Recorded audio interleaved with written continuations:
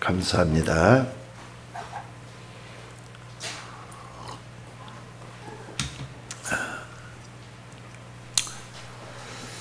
여러분들이 구약 성경을 얼마나 좀 봤는지 모르겠습니다만은 구약 성경만 해도 믿음의 사람에 대한 얘기들을 참 많이 우리에게 교훈으로 주고 있습니다. 그 중에서도 욥이라고 하는 사람, 그 사람을 좀 주목해서 오늘 이 시간에 은혜 받을 수 있기를 바랍니다. 아브라함과 동시대의 사람이고 욥이라고 하는 사람은 이 지구상에서 최고의 환난을 당했던 사람으로 우리에게 보여주고 있습니다.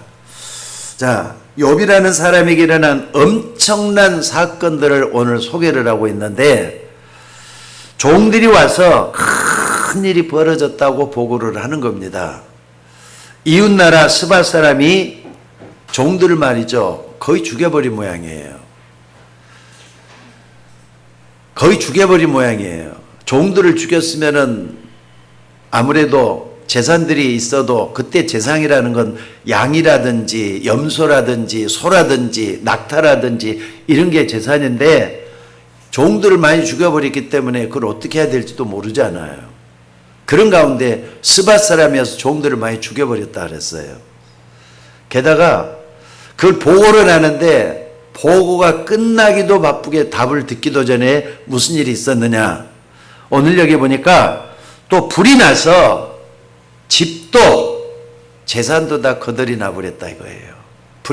전부 다 불타버렸다 이거예요. 좀 있으니까 갈대 사람이 와가지고 남아있는 종들도 다 이렇게 죽여버리고 또 양들도 염소들도 다들 뺏어가 버렸다 그랬어요. 여러분 그 정도만 해도 굉장히 충격 아닙니까? 근데 조금 있다가 무슨 소식이 들려오느냐 하면 19절에 보니까 뭐라 그랬습니까? 자녀들이 모여서 잔치를 하는데 갑자기 엄청난 바람이 불더니 내 모퉁이, 그러니까는 이게 뭐죠? 대들보잖아요. 대들보가 무너져 가지고 자녀들이 말이죠, 10명이 되는 자녀들이 한꺼번에 몰살이 다 됐다 그랬어요. 10명이나 되는 자녀들이 전부 다 말이죠, 깔려서 죽었단 말이에요. 이거 비참하잖아요. 이런 일이 어떻게 일어날 수가 있죠? 우리는 조그만 사고가 터지면은 어떻게 해야 되겠다 하면서 이렇게 좀 뭔가 방책이 좀 나오는데 너무 큰 사고를 당하면은 막막해갖고 어떻게 하지 이런 망연자실할 때가 참 많아요. 나는 그것을 우크라이나 러시아 전쟁이 나갖고 폐허가 돼갖고 있는 거기서 멍이 쳐다보고 있는 사람들 모습을 보면서 그걸 참 이렇게 많이 느껴집니다. 참 이거 어떻게 해야 되지 하는 거. 아마 그런 지경에 앉았을까 싶어요. 조그만 손해 봐도 얼마나 어렵습니까? 그런데 욥은 가지고 있는 재산을 전부 다 이렇게 잃어버렸어요. 종들이 다 죽어버렸다 그랬습니다. 그래도 그것도 견딜만 해요. 근데 뭐라고요? 아들이 7명이래요. 딸이 3명이래요. 자식들까지 다 죽어버렸어요. 몰살을 당해버렸단 말이에요. 아니 여러분들 욥이 어떤 사람인 줄 아세요? 욥이 어떤 사람이냐면요, 여러분들 훌륭한 의인이라고 했습니다. 의인이라면 믿는 사람이라 이 말이에요. 아니 믿는 집안에서 이런 엄청난 불행이 터졌다 할 때는요, 이게 감당이 되겠어요 여러분들? 만약에 여러분들이 그런 일이 다 있으면 아마 욥처럼 이런 어려움을 당한 사람은 우리 가운데는 없을 것 같아요. 자녀 문제 때문에 고통도 당하고 재산 문제 또 이렇게 뭐 돈 때문에 어려움도 당할 수도 있겠지만은 있는 재산 다 없어져 버리고 양이 7,000마리래요. 소가 3,000마리나 된대요. 전부 다 도둑 맞아버리고 빼앗겨버리고 종들이 다 죽어버리고 자식들까지 다 죽어버리고, 아니 이런 일이 어떻게 일어납니까? 그것도 믿는다고 하는 하나님을 믿는 그 가정에서 이런, 아마 그런 사람 같으면은 당장에 난리가 날 것, 그런 집도 많을 거예요. 욥에게 사람으로서는 도무지 감당하기 어려운 엄청난 불행이 닥친 겁니다. 만약에 욥에게 말이죠, 뭐 잘못한 일이 있어가 그럼요, 내가 잘못했으니까 그러냐 하면 참을 수도 있을 거예요. 근데 훌륭한 의인이라 그랬잖아요. 심지어 어떻게 하느냐, 자식들이 마치 어디 놀러 갔다서 죄를 지면은 죄를 지을 수도 있겠다 싶어갖고 오면은 항상 제사를 드리는 번제를 드렸다 그랬어요. 이 말은 결례 예를 해서 죄 없이 살 수 있는 자녀가 되도록 만들었다는 뜻이잖아요. 그렇게까지 의롭게 사는데 어떻게 이럴 수가 있느냐는 거예요. 아니, 거기까지만 해도 또 좀 멍하지만은 있어. 엎친 데 덮친 격으로 또 무슨 일이 닥쳤느냐, 자기 몸에 말이죠, 무서운 병까지 찾아와 가지고 고통을 주는 거예요. 이제 몸까지 아파갖고 어쩔 도리가 없는 그런 지경이 가버렸다 이 말입니다. 그러니까 친구들이 와서 위로의 말을 몇 마디 건네지만 그게 위로가 되겠어요? 어떤 사람이 암에 걸렸어요. 암에 걸렸는데 건강한 사람이 와가지고 너 이렇게 하면은 괜찮아 이렇게 위로한다고, 그 말이 얼마나 위로가 되겠습니까? 자신은 그 고통 속에서 좀 힘들어하고 있는데 건강한 사람이 그럴 때는요, 그 위로가 안 됩니다. 아무리 동병상련같이 말을 해도 그건 위로가 안 됩니다. 말이 친구들의 위로지 환자의 고통을 대신할 수는 없기 때문에 그렇다 이 말입니다. 그래서 욥의 친구 세 사람이 와서 별의별 얘기를 다 하면서 잘 생각해보고 하나님 앞에 먼저 회개할 것이 없는가 찾아보라는 거예요. 그런 말을 듣고 있는 욥은 어떻게 했어요? 자기는 의롭게 산다고 사는 일에 엄청난 일을 당하니까 이것 때문에 말이죠, 지금 친구들이 그런 말 한다고 해서 그게 위로가 되느냐 이 말이에요. 절대로 위로가 되질 않습니다. 심지어 말이죠, 어려움을 당하고 있는, 안팎으로 어려움을 당하고 있는 욥에게 아내가 좀 이렇게 좀 위로가 되줘야 되잖아요. 그래도 당신 하면서 이렇게 위로가 되줘야 되잖아요. 근데 아내가 뭐라 그랬다고요? 아내가 뭐라 그랬느냐면은 용기를 주고 힘을 내라 그런 말 하는 게 아니라 차라리 하나님을 저주하고 죽으라, 힘을 빼는 그런 말만 하고 있다 이 말이에요. 자, 혹시 여러분에게 그런 일이 닥친다 하면 여러분은 어떻게 할 것 같습니까? 여러분은 어떻게 할 것 같습니까? 오늘 욥에게 닥치는 그런 어려움을 보면서 혹시 나에게도 그런 일이 있을까 한번 생각해 볼 만도 하잖아요. 적어도요, 이렇게까지는 여러분이 오지는 않겠지만은요, 와도 상관없습니다. 왜냐하면 그 어려움을 당하는 순간에는요, 피할 길 여시는 하나님이 여러분에게 좋은 것을 예비해 놨다는 걸 믿으면 돼요. 사람이 감당할 시험밖에는 너희에게 당한 것이 없나니 너희가 시험 당할 쯤에 또한 피할 길을 해서 너희로 능히 감당하게 하신다 그랬어요. 하나님 말씀 믿으시기를 주의 이름으로 축원합니다. 오늘 믿음의 사람 욥은 세 가지를 분명히 알고 있었습니다. 첫째는 뭐냐면요, 오늘 본문의 배경이 되고 있는 욥기 1장을 잘 찾아보셔야 돼요. 특별히 6절로부터 22절까지 꼭 확인하셔야 돼요. 오늘 12절부터 읽었잖아요. 6절부터 확인을 꼭 하셔야 돼요. 그래야만이 그래서 그랬구나 하는 걸 알 수가 있기 때문에 그렇습니다. 여기 읽어보면은 욥의 배후에는 눈에 안 보이는 사단이 계속해서 엄청나게 역사한 것을 볼 수가 있습니다. 근데 이것은 성경에만 밝히고 있어요. 우리는 왜 나에게 이런 일이 일어났을까? 왜 우리 집에 이런 일이 났을까? 할 수가 있겠지만은 오늘 욥기서를 딱 보면은 흑암 세력의 역사였다는 걸 밝히고 있다 이 말이에요. 이건 성경만 밝히고 있는 겁니다. 오늘 여러분이 사단이라는 존재가 어떤 존재라는 걸 알기만 해도 내가 이대로 있어는 안 되겠구나. 각성도 되고 피할 길도 찾게 되고 하나님도 의지하게 될 줄로 믿습니다.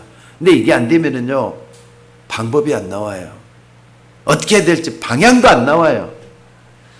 많은 사람들이 어려움을 당하면은 이런 영적인 부분은 안 보이기 때문에 야의 생각도 안 하는데 6절로 12절에 보니까 사단이 배후에서 교묘하게 역사를 했다는 것에 대해서 욥에게만 그런 일이 있는가 하지 마시고 우리 집안에도 나에게도 흑암이 역사할 수도 있겠구나 추측을 하셔야 돼요.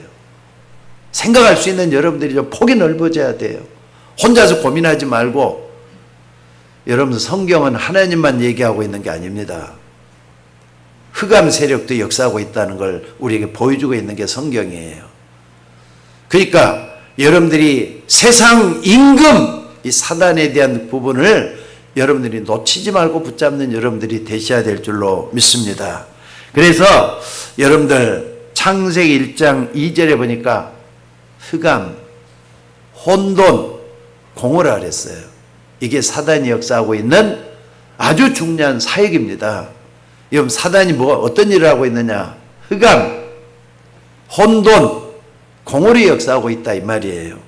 또 창세기 3장 5절에 보니까 이 사단이 아담과 하와에게 소리 없이 찾아와서 아담과 하와를 넘어뜨렸잖아요. 근데 아담과 하와 넘어지면서 어떤 일이 벌어졌습니까? 이 땅에는 모든 인류를 죄인으로 만들어 버렸어요. 죄인이랄 때는요, 여러분 이걸 잘 이해를 이따 오후에 때도 이게 말씀을 하려고 이제 복음 편지를 정리하면서 말씀을 하려고 준비하고 있습니다만 죄인이란 말 알아들으면 그 사람은 복음이 이미 좀 정리가 된 사람이에요. 이 땅의 모든 사람들은 죄인입니다. 아니 목사님 나는 죄 하나도 안 지었는데 무슨 죄인이라 그래요. 그 사람 복음을 전혀 모르는 사람이에요. 하나님을 떠났구나 하는 것을 눈치챈 사람이 죄인인 걸 알 수가 있어요. 아, 내가 태어나자마자 하나님을 떠난 가운데 여기까지 왔구나 깨달아진 사람이 죄인이라는 걸 알 수가 있다 이 말이에요. 실제로 이 아담과 하와에게 뱀이 찾아가지고 말이죠. 사단이 찾아온 거 아니에요. 뱀을 이용해서 사단이 찾아온 거라는 거 잊지 마셔야 돼요. 그래갖고 뭐라 그랬습니까? 이 사단이 뱀 속에 들어가서 그 뱀을 활용을 했잖아요. 그러니까 뱀 속에 사단이 들어간 게 문제란 말이에요. 그러니까 사단은 직접 찾아와가지고 내가 흑암이다. 또 암흑이다. 이렇게 말한 적이 없어요. 옆에 있는 가장 가까운 사람을 통해서 여러분을 넘어뜨린다는 거 잊지 마셔야 돼요. 그러니까 여러분 사람의 마음과 생각 속에 들어가서 여러분에게 속닥거리고 있는 존재가 있다는 거 잊지 마셔야 돼요. 요걸 딱 눈치챈 사람은요, 그래 복음, 그래 그리스도 이렇게 할 수밖에 없습니다. 여러분들 신앙생활 하는 거 절대로 장난 아닙니다. 정신 똑바로 차리고 신앙생활 하셔야 돼요. 여러분을 무너뜨리는, 여러분을 넘어뜨리는 사단이라는 놈이 있기 때문에 이 부분에 대해서 속지 말라 이 말입니다. 그러니까 창세기 3장에 딱 보면요, 이 뱀이 연약한 하와를 유혹하는 모습이 나오잖아요. 야 하와야, 하나님이 진짜 동산에 있는 모든 실과를 먹지 말라 하더냐? 하나님이 그렇게 얘기했습니까? 동산에 모든 걸 먹지 말라 대답을 만큼 하잖아요. 근데 여러분들, 아니 에덴 동산에서 언약을 직접 준 사람은 누굽니까? 하와가 아니라 아담이잖아요. 근데 아담에게 직접 찾아온 게 아니라 하와에게 찾아왔던 걸 잊지 마셔야 돼요. 하와에게 들어와 가지고 동산에 있는 모든 식을 먹지 말라는 이렇게 물어봐잖아요. 그러면은 아담은 하와에게 언약 전달을 정확하게 했어야만 되는 거예요. 근데 언약 전달을 정확하게 못 해가지고 하와가 하면, 아니 하나님의 말씀에 먹지도 말고 만지지도 말라 그랬다. 맞아요? 만지지도 말라면 언제 그랬어요? 근데 만지지도 말을 더해가지고 하나님 말씀을 더해가지고 얘기하는 거예요. 그 여러분들 하나님의 말씀은 정확하게 알아야 됩니다. 흔들리면서 알아도 안 되고요. 어설프게 알아도 안 돼요. 사단은 그걸 알고 교묘하게 파고 들어가지고 하와를 무너뜨렸잖아요. 근데 문제는 하와를 통해서도 아담을 무너지게 만들었잖아요. 이게 사단의 방법이에요. 그것으로 끝난 게 아닙니다. 창세기 6장 4절 5절에 딱 보면은요, 세상 문화 속에 파고 들어가서 이 땅을 어떻게 만들어 버렸냐. 온통 죄악과 타락의 문화 속으로 빠져들게 만들어서 멸망의 땅으로 만들어 버렸다는 게 문제예요. 이건 여러분하고 상관없이 일어난 일들이에요. 여러분들 여러분 속에 있는 욕심이라고 하는 거 있잖아요. 여러분 속에 있는 죄라고 있는 게 있잖아요. 이게 활동하기 시작하면은 세상은 죄의 늪으로 빠져들 수밖에 없도록 만들어져 갖고 있어요. 이걸 여러분들이 잊지 말고 붙잡으셔야 될 줄로 믿습니다. 그렇게 해서 사단은 여러분의 영혼, 마음, 정신을 다 뺏어서 멸망으로 끌고 가고 있다고 하는 것이 세상입니다. 그것으로 끝난 게 아닙니다. 또 창세기 11장에 딱 보니까 발전된 문화를 이용해서 바벨탑을 쌓으면서 사람을 미혹하잖아요. 하나님 없이도 우리는 얼마든지 바벨탑을 쌓아 멸망을 피할 수가 있다. 이런 식으로 말이죠. 하나님 없이도 할 수 있다. 근데 여러분들 오후에 했던 것들하고 자꾸 연결이 좀 돼서 여기 다시 한번 말씀드립니다마는 이 땅에는 지금 세계 대전이 2번이나 일어났어요. 1차 대전, 2차 대전. 2차 대전의 피해를 우리 한국도 봤잖아요. 근데 1차 대전, 2차 대전이 일어날 때는 어떤 일이 있었느냐.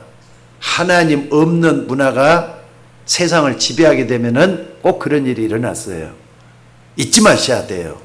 인본주의가 판을 칠 때마다 세상에는 전쟁의 도가니 속에 파고들었어요. 지금도 똑같습니다. 하나님 없는 문화가 말이죠. 점점 넘어가는데 앞으로는요. 하나님이 필요 없고 AI가 주가 되는 시대가 올 것 같아요. 인공지능이 주가 되는 시대가 온단 말이에요. 인간은 다 불안하잖아요. 뭐든 잘 안 되잖아요. 인공지능 시대가 와요. 인공지능이 지금 학과에서 최고의 학과로 친다면서요, 지금. 인공지능 무섭게 이제 변해가 발달이 진보가 돼가 갈 겁니다. 근데 여러분들, 바벨탑을 쌓았지만은 하나님이 무너뜨렸다는 걸 잊지 마셔야 돼요. 그런 시대가 오고 있다는 거 여러분 꼭 좀 아시기 바랍니다. 그래서 이 사단이라는 존재는 성경에 보여주고 있는 것을 보는 그 눈을 뜨지 못하면은 세상의 중요한 것을 하나도 볼 수가 없는 겁니다. 저 같은 경우는요, 복음을 알기 전에 사단에 대해 눈이 전혀 열리지는 않았던 것 같아요. 그러니까 성경에서 사단을 볼 수 있는 눈이 전혀 안 열렸었어요. 그러니까 신앙생활이 힘이 없잖아요. 신앙생활이 힘이 없었다 이 말입니다. 그래서 사람들이 성경을 모른다면은 지금 세상에 점점 퍼져나가고 있는 뉴에이지, 프리메이션 이런 것들이 무슨 말인지를 모르게 돼가고 있어요. 뉴에이지는 뭡니까? 귀신 문화가 판을 치는 걸 뉴에이지 운동이 일어나고 있다 하잖아요. 프리메이션은 뭡니까? 아주 그냥 고차원적인 세계, 지식층의 말이죠. 지식층에 신접하는 문화가 파고드는 거 프리메이션이라 그래요. 여러분 이런 부분에 대해서 눈이 좀 열리기를 주의 이름으로 축원합니다. 게다가 갈수록 말이죠. 세상은 정신병을 앓고 있는 사람들이 점점 늘어나고 있어요. 물질은 풍요로워져 가는데 정신병을 앓고 있는 사람들이 점점 많아지고 있다 이 말입니다. 그 정도가 아닙니다. 고린도후서 11장 14절에 보니까 뭐라 그랬느냐. 광명의 천사가 사단이라 그랬어요. 비친 것처럼 착한 것처럼 좋은 것처럼 해가지고 넘어뜨리는 그런 존재를 갖다 광명의 천사라 그러잖아요. 그래서 결국 종교 속으로 계속 파고들게 돼갖고 있어요. 사도행전 13장, 사도행전 16장, 19절이 그걸 보여주고 있잖아요. 사도행전 13장에는 무속을 우리에게 보여줘요. 거짓 선지자, 바울이라는 게 뭡니까? 거짓 선지자, 이게 나와갖고 있고요. 그 다음에 16절에 보니까 저 많은 귀신 들린 여종이라 그랬어요. 19장에 딱 보면은 신전이란 말이 딱 나와요. 신전 배후에는 뭡니까? 로마 신들이 많이 있잖아요. 요 세 개 들어갔다가 정확하게 우리에게 풀어주고 있다 이 말입니다. 요한계시록 12장 1절 10절에 보니까 이 사단은 하늘에서 떨어진 천사라고 밝히고 있어요. 큰 용이 내어 쫓기니 얘 뱀, 곧 마귀라고도 하고 사단이라는 온천을 꿰는 자라 그랬어요. 그래서 성경을 안 믿는 사람, 영적으로 어두운 사람은 뭐라 그러냐, 영적으로 어둡기 때문에 사단이 있는지조차도 모르잖아요. 뭐 사단이 어디 있느냐 이런 식으로 해가지고 아주 교만한 말을 서슴지 않고 내뱉는 사람들이 있어요. 요한계시록 에스겔서 28장 13절에 보니까 이 사단은 비파와 수금, 다시 말해 음악 맡은 천사란 말을 여기서 하고 있습니다. 고린도서 4장 4절에 보니까 이 사단은 세상을 움직이는 신이라 믿지 아니하는 자들의 마음을 혼미하게 있다고 했어요. 안 믿는 사람들은 혼란스러워요. 뭐가 뭔지 모르고 말이죠. 항상 방황 속에 헤매고 있다는 말씀을 하고 있어요. 그리고 요한복음 16장 11절에 보니까 이 사단을 뭐라 그랬느냐, 세상 임금이라 그랬어요. 이렇게 사단의 정체를 성경만이 밝히고 있는데, 이런 영적인 존재가 신앙생활 잘하고 있는 욥을 방해하기 위해서 공격을 했다 이 말이에요. 여러분들, 이런 욥이 공격당하는 것은요, 우리도 공격할 수 있다고 하는 단서가 된다는 걸 잊지 마셔야 돼요. 그래서 베드로 전서에도 오니까 이런 말 하고 있잖아요. 여러분들, 깨어라, 근신하라. 너희 대적 마귀가 우는 사자와 같이 두루다니며 삼킬 자로 두루 찾고 있다고. 그런데 욥이 신앙생활을 잘해가지고 이렇게 엄청난 일을 당한 겁니까? 신앙생활 잘합니다 이렇게 어려운 일을 당하는 겁니까? 그게 절대 아니잖아요.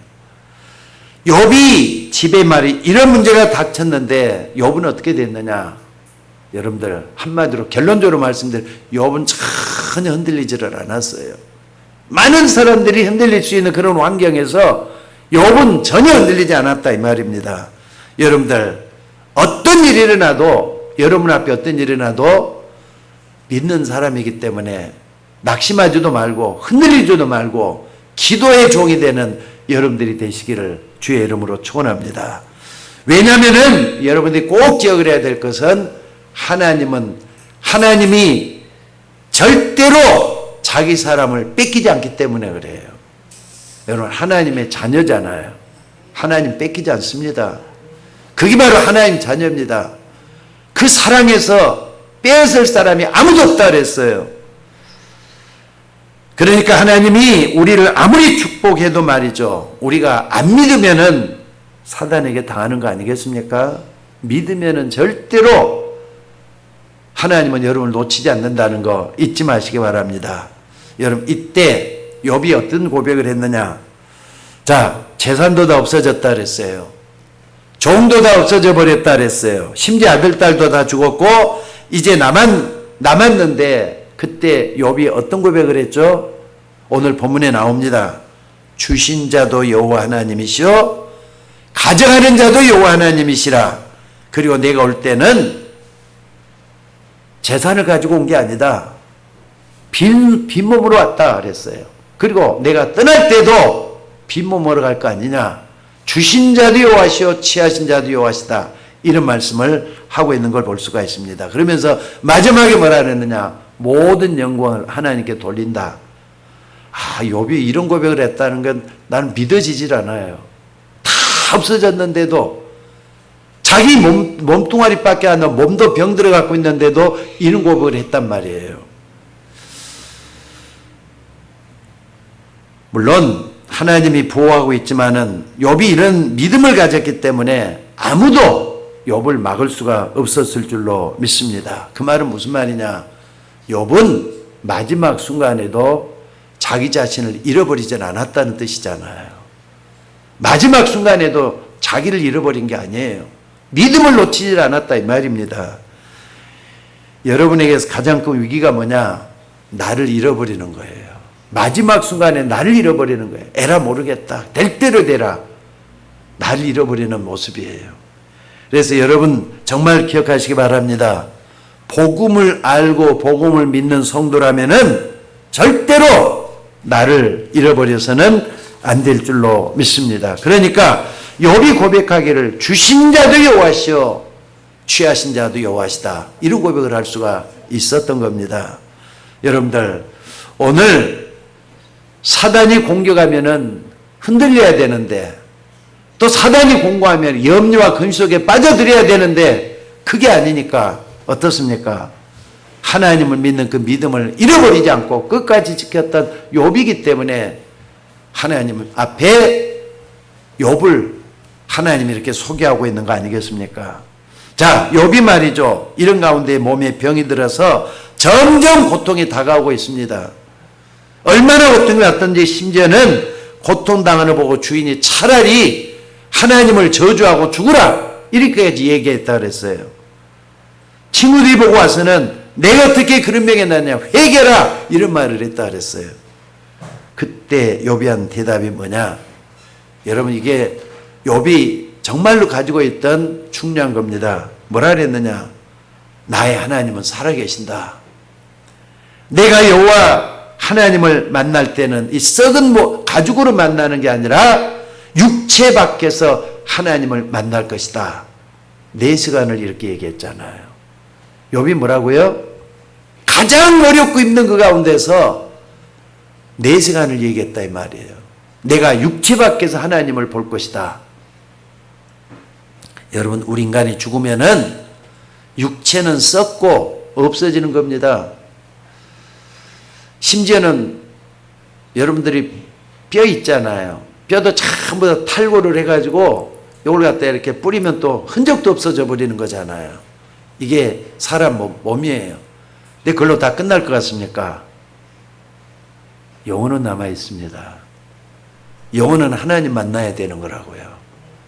욥이 이 부분을 밝혔다는 걸 여러분들이 잊지 마셔야 돼요. 사람의 육신은 없어지지만은 영혼은 없어지질 않습니다. 이 부분을 바로 욥이 딱 붙잡고 하나님 앞에 고백하고 있잖아요. 우리는 이거 반드시 배워야 돼요. 아, 내 영혼도 반드시 하나님을 만나게 될 거야. 딱 붙잡으셔야 돼요. 이러니까 여러분들 사단은 더 이상 욥을 공격할 수가 없는 거잖아요. 또 주변에 친구가 위로해준다는 말이 욥에게 전부 다 어려움이었어요. 사고 나서 뭐가 없어지는 것보다 옆에 있는 사람이 더 어려움이 될 수가 있어요. 여러분 생각을 한번 해보시기 바랍니다. 자기 자녀가 다 죽었다 그랬어요. 재산도 다 없어졌다 그랬어요. 근데 그것도 충격인데 그보다 더 어려운 게 뭐냐면 옆에 있는 친구가 자꾸 잘못했다고 하면서 말이죠. 자꾸 자기 자신에게 대해서 얘기를 한단 말이에요. 여러분들 그때 욥이 한 대답이 이겁니다. 나의 가는 길을 오직 그가 하시나니 그가 나를 단련하신 후에는 내가 정글같이 나오게 될 것이다. 이런 일이 그에게는 많이 있느니라. 그러면서 하는 말이 그의 뜻이 일정하니 아무도 바꿀 수가 없다. 뭘 의미하는 거죠 이게? 하나님을 믿는 신관, 자기가 믿는 하나님이 어떠하다는 걸 밝히고 있고 하나님에 대한 구원, 나를 어떻게 구원해 주셨다라는 것을 밝히고 있는 부분은 중요해요. 그러니까 욥은요 내세관이 분명했어요. 신관, 하나님에 대해서 분명했어요. 또 뿐만 아니라 구원관, 뭐라 그랬습니까? 나의 가는 길을 오직 그가 하시나니 그가 나를 단련하신 애는 내가 정글같이 나오게 될 것이다. 구원해 주셔서 하나님께서 나를 승리하게 성공하게 만들 것이다. 그런 고백이잖아요. 그리고 여러분들이 이걸 딱 본다면은 욥을 통해서 배워야 될 게 뭔가를 딱 붙잡으셔야 돼요. 내세관, 구원관, 신관이 분명한 욥을 통해서 우리가 뭘 배워야 되겠습니까? 확신이 있어야 되잖아요. 적어도 이 땅에 사는 동안에 이런 확신이 분명한 사람은 염려하지도 않고 흔들리지도 않고 자기를 지키게 될 줄로 믿습니다. 그러니까 야 그냥 사단이 항복을 하고 말잖아요. 적어도 여러분들이 중요한 게 뭐냐, 날마다 영적 상태가 중요해요. 그러니까 영적 상태가 어떻게 하느냐, 적어도 여러분들 자꾸 바닥으로 내려가는 믿음이 돼서는 안 돼요. 아무리 힘들고 어려워도 나를 자꾸 올려야 돼요. 교회도 여러분 개인도 마찬가지입니다. 신앙생활은 날마다 하는 거예요. 한 번만 하고 끝날 것도 아니잖아요. 언제까지 해야 되느냐, 영원한 천국에 갈 때까지 계속 하는 게 신앙생활이에요. 근데 영적인 신앙생활이라는 것은 싸움이잖아요. 싸워야 되는 거잖아요. 어떤 싸움이죠? 자기 자신과의 싸움이에요. 세상과의 싸움이에요. 사단과의 싸움이라는 거 잊지 마시고 거기에서 승리하는 여러분들이 되셔야 될 줄로 믿습니다. 그래서 세 번째는 뭡니까? 이 욥기서를 잘 읽어보면은 욥은 말이죠, 메시아, 그리스도, 복음을 아는 신앙을 가지고 있었다 이 말이에요. 많은 걸 볼 수가 있겠습니다만은 욥기서 그중에 하나만 소개하자면은 욥기서 19장 25절에 보니까 욥이 이런 고백을 했어요. 뭐라 그랬느냐? 내가 알기에는 나의 대속자가 살아계시니 마침내 그가 땅 위에 서실 것이다. 오실 메시아를 바라보고 있잖아요. 구약이니까 오실 메시아를 바라봤다 이 말이에요. 오실 메시아를 바라봤다는 것은 우리가 믿는 그리스도 믿는 것과 똑같은 겁니다. 창세기 3장 15절의 주인공을 바라보고 있었다는 뜻이에요. 여러분들 복음을 믿으셔야 될 줄로 믿습니다. 누가 뭐래도 예수 믿는 사람 할 때는 창세기 3장 15절의 주인공 되시는 예수 그리스도를 믿으셔야 되는 거예요. 이것만이 우리가 살 길이라는 걸 잊지 마시기 바랍니다. 그래서 오늘 여러분들 메시아 할 때는 그리스도, 구약에서는 메시아, 신약에서는 그리스도잖아요. 이걸 딱 합하면 세 가지로 딱 나눌 수가 있어요. 요한일서 3장 8절, 하나님의 아들이 오신 것은 마귀를 멸하기 위해서 왔다. 그걸 완성을 십자가에서 완성했잖아요. 다 이뤘다 하시면서 예수님이 사단의 권세를 완전히 깨트리는 그 권세를 우리에게 이미 허락해 주셨어요. 다 이뤘다 하시면서 예수님을 그걸 믿는 거예요. 그걸 받아들이는 거예요. 이게 중요합니다. 여러분들, 이걸 여러분들이 어떻게 이해하고 있습니까?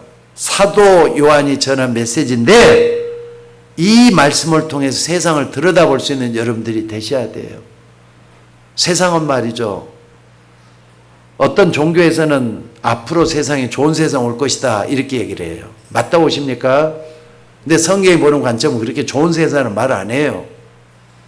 마태복음 24장 같은 데 보면요, 앞으로의 세상은 멸망당할 수밖에 없다 이걸 밝혀요. 멸망의 징조에 대해서 밝혀놓는 게 마태복음 24장이잖아요. 심지어 마태복음 25장 같은 데 보면은 교회까지도 어려움이 올 거라는 것을 밝히고 있어요. 그런데 여러분들, 세상이 참 좋은 세상이다, 행복한 세상이 올 것이다 이렇게 말하는 사람들 잘못된 겁니다. 어떻게 해야 되는 겁니까? 앞으로 세상은 어렵고 힘든 건데 여러분들, 마지막까지 예수님의 행적을 따라갔던 사도 요한이 뭐라 그랬느냐? 하나님의 아들이 오신 것은 마귀의 일을 멸하기 위해서 왔다. 우린 이거 끝까지 붙잡고 있어야 돼요. 창세기 3장 15절의 성취잖아요. 여인의 오신이 내 머리를 상하게 할 것이다 그랬던 그 말씀의 성취가 일어났잖아요.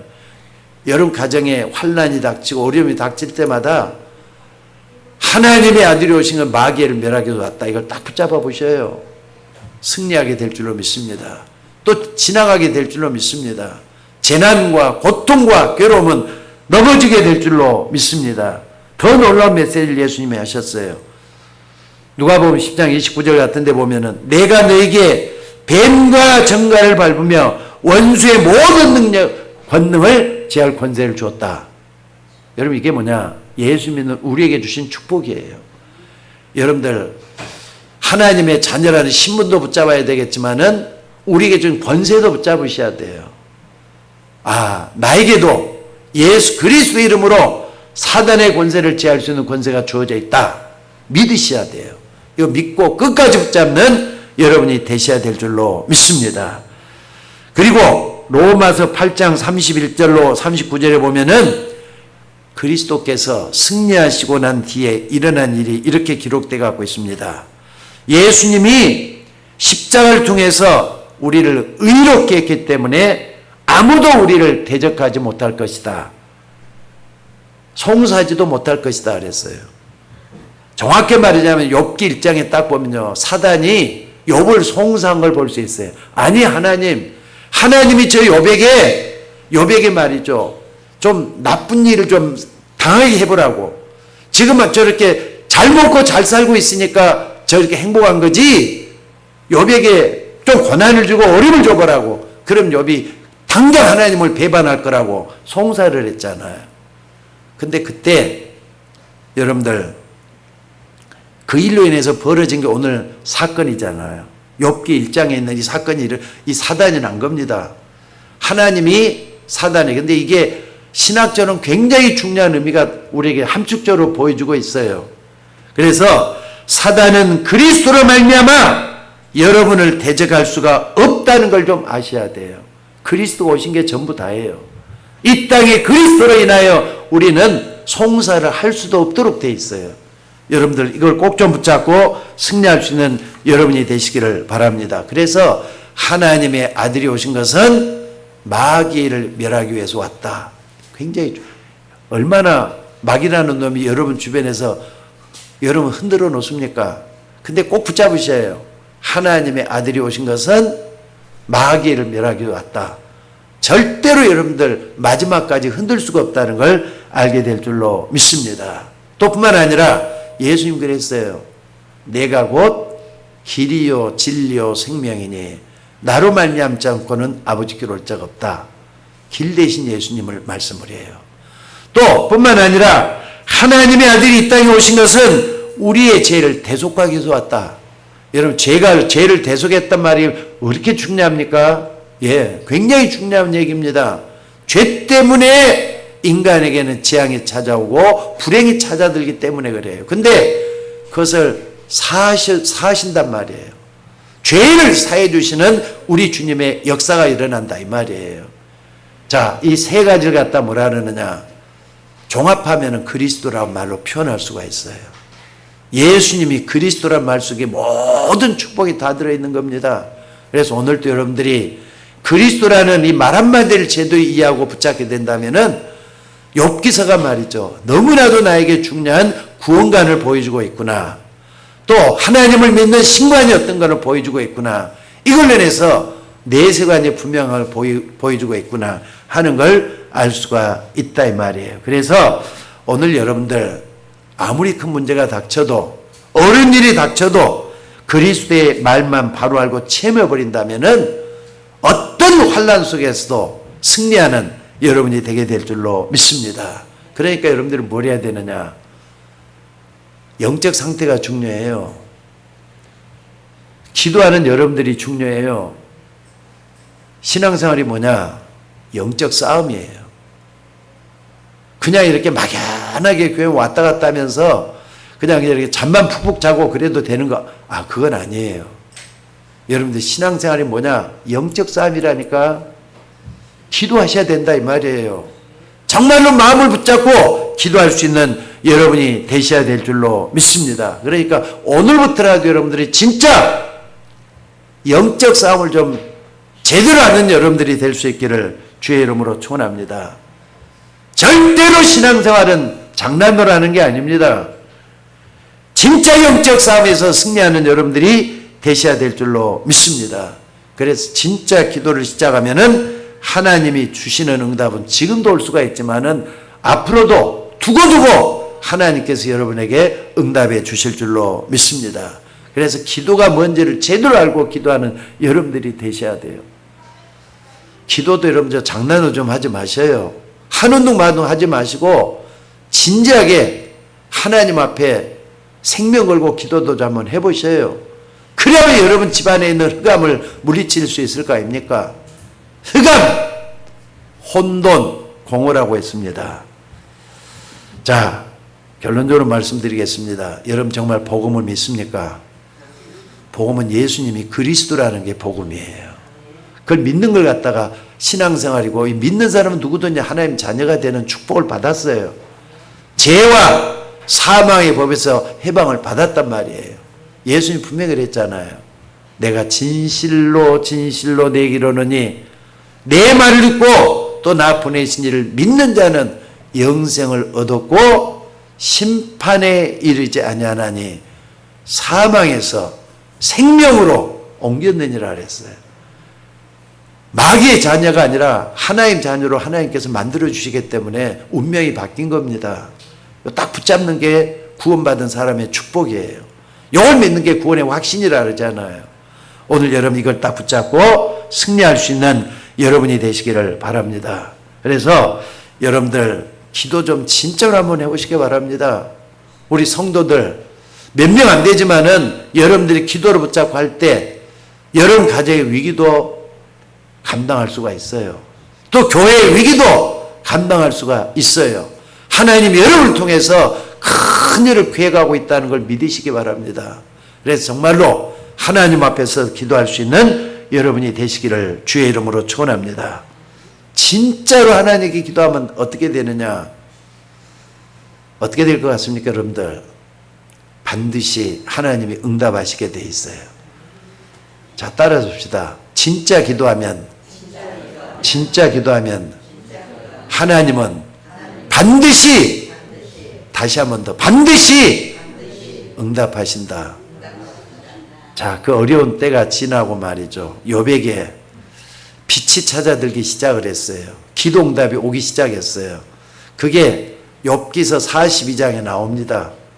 41장부터 쭉 한번 좀 보면은 욥에게 고난만 있었던 게 아니라 하나님의 축복도 찾아왔네 하는 걸 볼 수 있어요. 하나님은 욥에게 배로 다 축복했어요. 재산도 다 축복했어요. 자식들도 다 축복했어요. 병도 다 낫게 됐어요. 병 낫고 나서 재산도 말이죠. 양만에 갖고 본 다음에 양이 말이죠. 7,000마리라 그랬어요. 14,000마리 됐다고 기록을 하고 있어요. 소도 3,000이라 그랬어요. 6,000마리 됐다고 기록을 해요. 배도 전부 다 배로 다 해놨어. 근데 자식만 10명을 주셨어요. 원래 아들 7, 딸 3, 그래서 10명을 딱 줬다 그랬잖아요. 근데 다 없어졌는데, 몰살이가 다 없어졌는데 10명만 딱 줬어요. 아니 다른 건 다 배로 줬는데 왜 자식만 10명을 줬죠? 그럼 배로 줘야 될 거 아니에요. 왜 그랬을 것 같아요? 왜 그랬을 것 같아요? 자식도 배로 줬어요, 안 줬어요? 줬어요. 10명은 어디에 있어요? 저 영원한 천국에 있잖아요. 하나님은 실수가 없는 분이십니다. 여러분들 욥처럼 축복 받으셔야 돼요. 내세관 분명했어요. 구원관 분명했어요. 하나님에 대해서 똑바로 믿었어요. 그렇기 때문에 마지막에 다 했어요. 그러니까는 기도할 때 언제까지 하는 줄 아세요? 한 번 몇 번 하다가 안 되면 포기해버리고 절망해버리고 그렇게 하지 말고 응답해 줄 때까지 기도한다는 축복을 받으셔야 돼요. 기도는 마지막에 하나님의 역사가 일어나요. 그렇기 때문에 이 축복을 여러분들이 받게 되시기를 바랍니다. 그래서 오늘 여러분들이 문제를 당하고 어려움을 당하고 위기를 당했을 때는요, 조금 더 넓게 좀 보셔요. 성경도 좀 넓게 좀 보실 필요가 있어요. 또 뿐만 아니라 여러분 인생 전체를 놓고 좀 보셔야 돼요. 여러분의 과거, 여러분의 오늘, 여러분의 미래까지 함께 보면서 다 볼 수 있는 눈이 열려져야 돼요. 그래야만이 오늘 답을 얻을 수가 있잖아요. 자, 여러분 어려움이 있습니까? 고통스러운 순간이 찾아왔습니까? 그렇다면은 내가 진짜 기도하고 있는가 확인해 보셔야 돼요. 어려움이 왔을 때 포기하지 말고 끝까지 가셔야 돼요. 고린도전서 10장 13절에 이런 말씀이 있습니다. 사람이 감당할 시험밖에는 더 큰 시험을 하나님 주시지 않는다. 시험 당할 쯤에 또한 피할 길을 내사 너희는 능히 감당하게 하신다 그랬어요. 하나님 바울을 통해서 우리에게 주시는 말씀입니다. 믿으셔야 돼요. 어떤 환난과 어려움 속에도 나는 승리할 것이다. 믿으셔야 돼요. 그래서 오늘도 여러분들이 그 위기 속에서 하나님의 역사를 체험해 볼 수 있는 여러분이 되셔야 될 줄로 믿습니다. 마지막으로 이제 딱 두 가지만 생각을 해봅시다. 욥은 두 회개를 해서 두 군데 회개했던 부분이 나와요. 하나는 뭐냐? 처음에 말이죠. 다 없어져 버리고 그랬을 때 하나님께 회개 기도를 해요. 그게 옷을 찢고 말이죠. 옷을 찢고 또 뭡니까? 하나님 앞에 기도했다는 말이 무슨 말이냐? 회개 기도했다는 말이에요.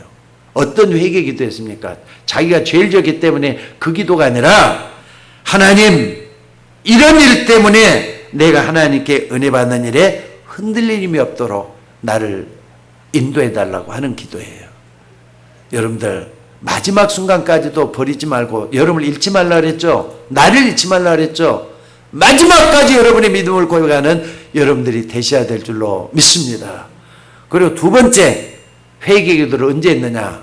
다 축복을 받고 나서 이런 고백을 하잖아요. 욥이 무슨 회개를 했느냐? 내가 전에는 하나님을 귀로만 듣기로 했더니 이제는 하나님을 눈으로 보는 것 같습니다 하면서 뭐라 그랬습니까? 감사의 회개 기도를 한 걸 볼 수가 있어요. 여러분들 믿음이 역사가 여러분에게도 일어나줘야 될 줄로 믿습니다. 하나님은 많은 기도를 보시는 게 아닙니다. 믿음의 깊이를 보시는 하나님이셔요. 그렇다면 그 하나님 앞에 역사를 바라보면서 정말로 하나님의 역사가 일어나는 여러분들이 다 되셔야 될 줄로 믿습니다. 그래서 꼭 좀 기억하십시다. 신앙생활 할 때는, 영적 싸움이다 할 때는 대적이 있다 이 말이에요. 대적하게 치지 마셔야 돼요. 대적에게 놀림감 돼서는 안 돼요. 또 하나는 뭡니까? 믿음에는 믿는 대로 역사가 일어난다 그랬잖아요. 그렇기 때문에 끝까지 바라보고 믿는 여러분들이 되시기를 주의 이름으로 축원합니다. 기도하겠습니다. 하나님 은혜를 감사합니다. 오늘 또 주의 말씀을 붙잡고 기도하는 주의 종들에게 욥과 같은 처지가 아니라 욥과 같은 믿음을 더해 주시고 어떤 환경 속에서도 나를 잃어버리지 않고 믿음을 굳건하게 지킬 수 있는 욥과 같은 믿음을 우리에게도 허락하여 주옵소서. 오늘 또 끝까지 응답받는 신앙으로 하나님께 영광 돌리길 원하는 주의 종들에게 성령으로 충만하게 임하여 주옵소서. 우리를 구원하신 예수님의 이름으로 기도드리옵나이다. 아멘.